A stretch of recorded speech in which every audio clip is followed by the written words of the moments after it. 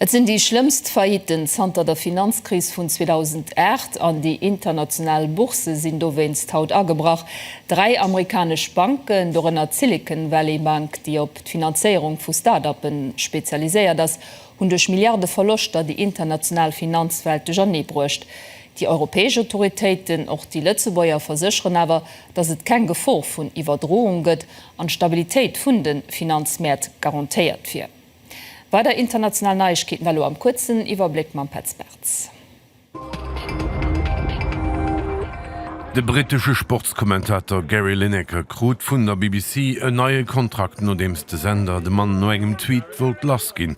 De Lineker hat doran die immigrationsfeindliche Politik vun der britische Regierung kritisiert. Decision vun der BBC gong opgrund vum Lineker senger Popularitéit no hanne lass. Streikberedschaft a Frankreich ass ungebremst bringt Troserei iwwer die geplante Pensionsreform vom Präsident Emmanuel Macron zum Ausdruck. Op viele Plätzen zu Paris bleiwen Dofell an der Strosse leiien.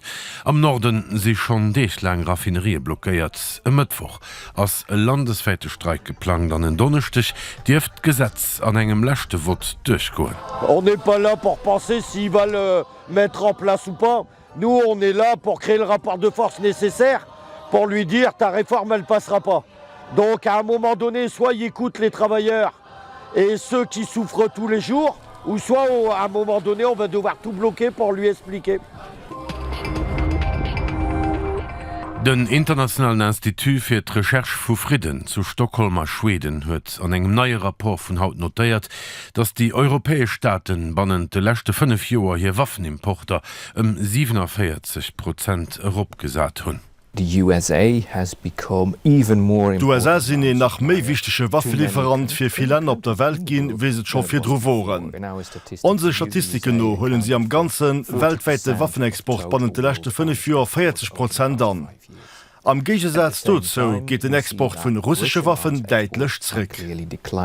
Russland wird am Ende selber op seg Waffen ugewiesen, andererseits gefen Handelssanktionen greifen. De weltweiten Arsenal wird aber an den nächsten Jahren dem Institut noch deutlich zuhöllen.